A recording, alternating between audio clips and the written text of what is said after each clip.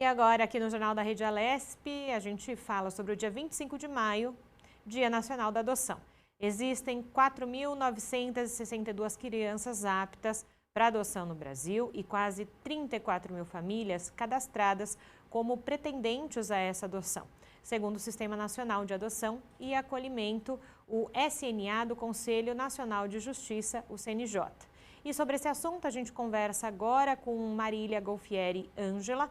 Ela é advogada familiar. Bom dia, doutora. Tudo bem com a senhora? Bem-vinda ao Jornal da Rede Alesp. Bom dia, Julie. Um prazer estar aqui conversando novamente com você sobre esse tema da adoção e agradeço muito o convite. Prazer é nosso, doutora. Justamente nós falamos agora na nossa abertura o quanto temos de crianças nessa fila para adoção e famílias. O que acontece? Por que não há uma conexão tão fácil entre essas crianças e essas famílias, doutora? Bom, Julie, isso é um tema bem complexo e relevante para a gente que estuda adoção. Basicamente, choca, de fato, esse descompasso, né, entre o número de crianças para adoção ser muito menor do que o número de pretendentes habilitados no SNA, mas o que acontece normalmente é que o perfil da criança que está no sistema de acolhimento hoje e está disponível para adoção, né, porque não são todas as crianças que estão no acolhimento que estão disponíveis para adoção, mas o fato é que a criança que está disponível não encaixa no perfil da maioria dos pretendentes à adoção. Então, essa discrepância entre o número resulta majoritariamente, dentre outros fatores, mas majoritariamente dessa diferença dos perfis.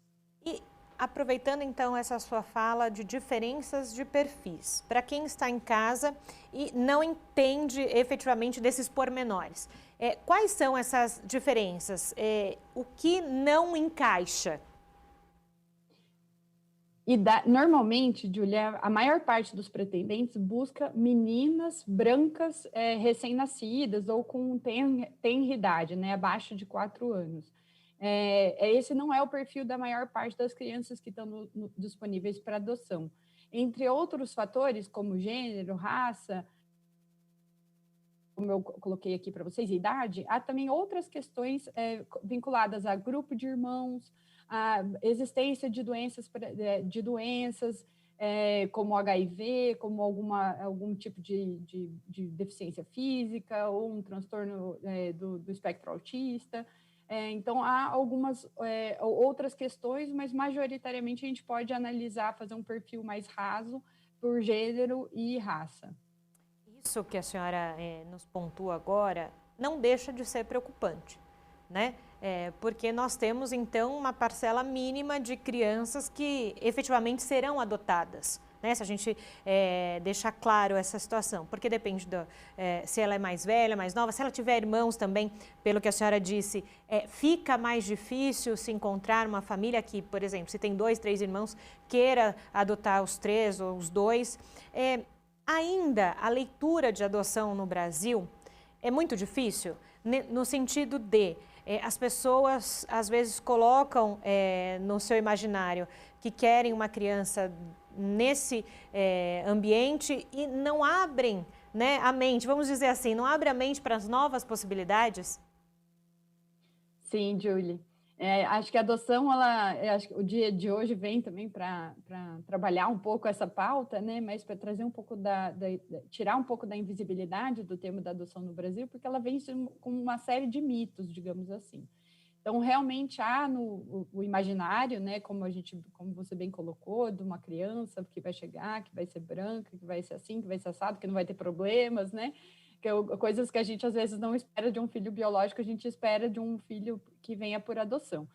Mas, basicamente, então, quando a gente também fala sobre esse tema pelo viés dos pais, é importante a gente sempre chamar atenção para que esse filho que venha por adoção, ele não seja um filho imaginado, né? Um filho irreal, e nem que seja um filho que venha substituir, por exemplo, um filho não gerado, uma frustração decorrente da impossibilidade de geração de um filho biológico. Então, realmente, trazer essa pauta para a mídia, né, em relação à adoção, ela é fundamental para que a gente faça algumas desconstruções. Inclusive, como você bem colocou, sobre a adoção tardia, por exemplo, né, de crianças já numa idade mais avançada ou de adolescentes, que são a maior parte das crianças que estão disponíveis para adoção atualmente. Então, o curso de preparação que é feito aos pretendentes durante a etapa, né, durante o processo de adoção, e mesmo as pautas das discussões dentro dos grupos de apoio à adoção, que a gente sempre chama atenção para esses grupos que são fundamentais dentro, para quem busca a adoção como meio de ampliação da sua família, para que traga essas reflexões, para que as pessoas entendam o que é a adoção tardia, né, e se abram a essa oportunidade, porque, como você trouxe, às vezes elas nem pensam sobre isso, né? Elas nem colocam isso como uma possibilidade, às vezes até por um certo desconhecimento. E justamente, né, quando a senhora fala de se colocar na mídia uma discussão, quando a gente coloca na mídia uma discussão como essa, num dia importante como hoje, do Dia Nacional da Adoção, é para que justamente se quebre os paradigmas, né? E se quebre ainda alguns rótulos que se tem, porque pela leitura que eu faço do que a senhora respondeu, ainda existem muitos rótulos com relação à adoção, talvez não só no Brasil, mas em outras partes do mundo, né? Como a senhora apontou, algumas questões de a criança um pouco mais velha, a questão de raça, de ter os irmãos. A minha questão é preciso também mudar, a senhora já começou a responder, mas eu gostaria de aprofundar essa questão, é preciso mudar um pouco da visão e da cultura das pessoas que estão na fila de adoção, para entender que há uma gama de crianças que querem um lar, né? Que querem ter uma vida diferente das que estão dentro dos orfanatos, dos locais de adoção. Não que elas não estejam sendo bem tratadas, sim, elas são muito bem tratadas, mas o acolhimento de uma família é diferente, né? Sim, Julie.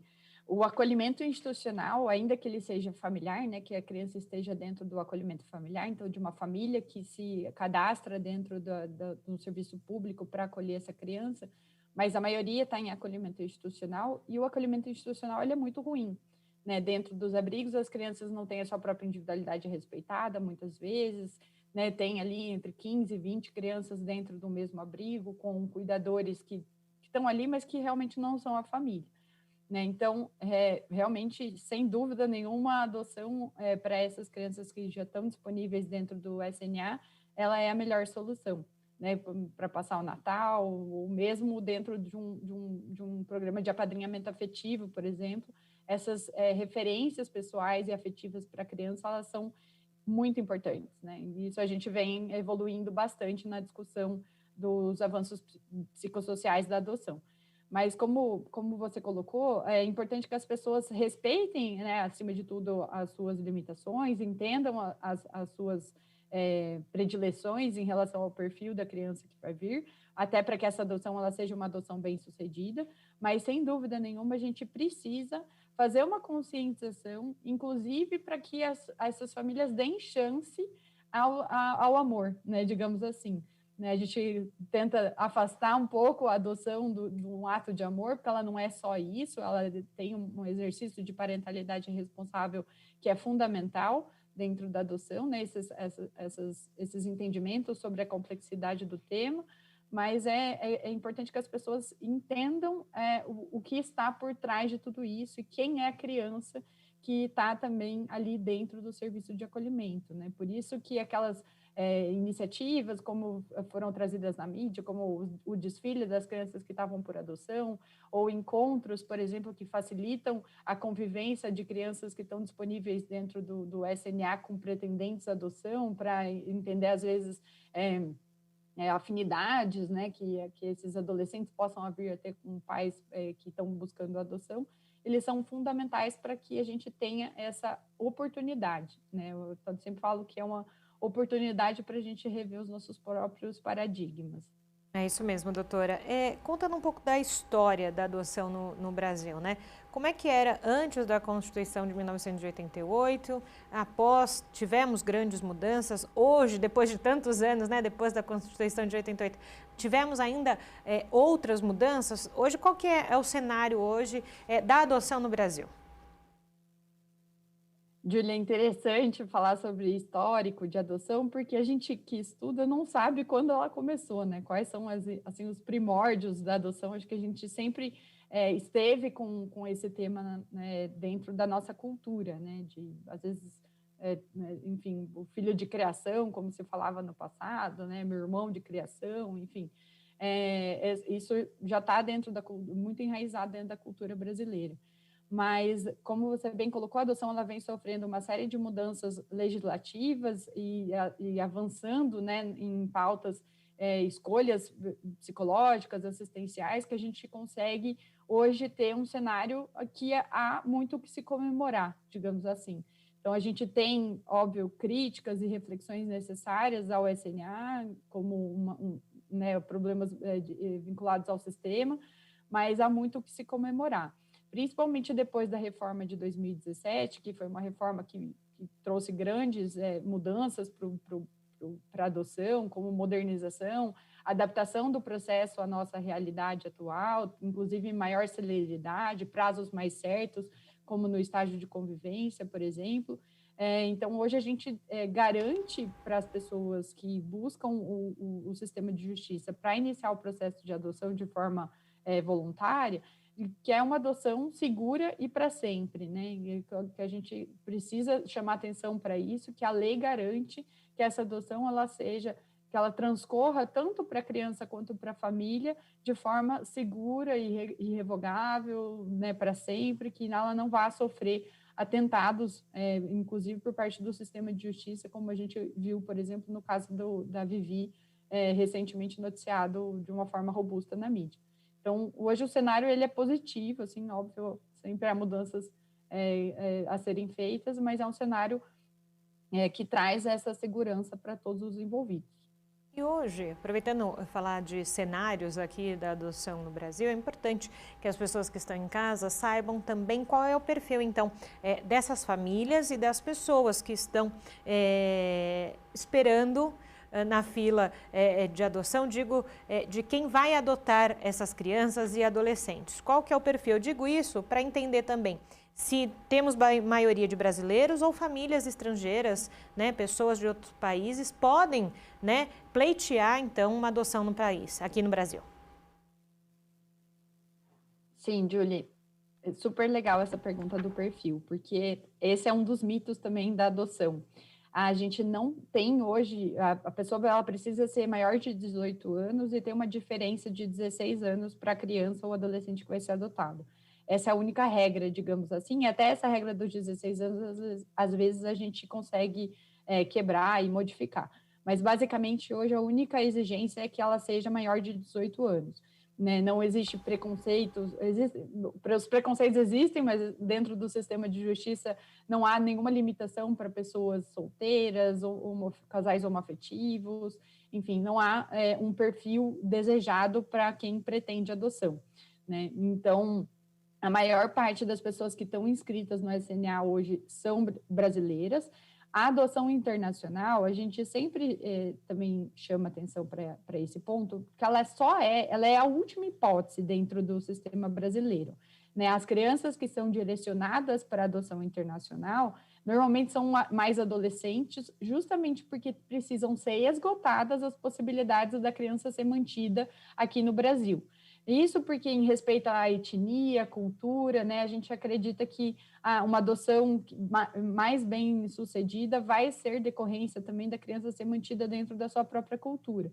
Então, primeiro precisa, inclusive para facilitar o acesso a ela, por exemplo, a verdade biológica, né, as origens biológicas dela no futuro. Então, sem dúvida, a gente só vai...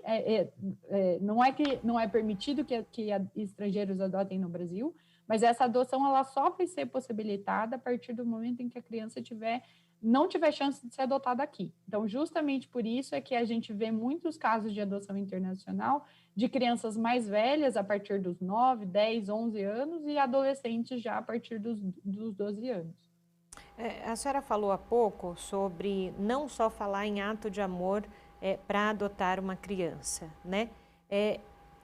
Eu iria um pouco além, doutora. É um desprendimento de amor, porque é você amar uma pessoa que não foi gerada por você, não é?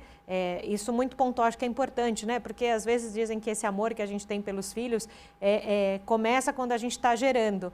E é um outro tipo do gerar, né? É aquele amor realmente desprendido, de dizer que é uma criança que vem com os seus valores, que vem né, com uma outra perspectiva, e você tem que colocar essa perspectiva dentro da sua realidade.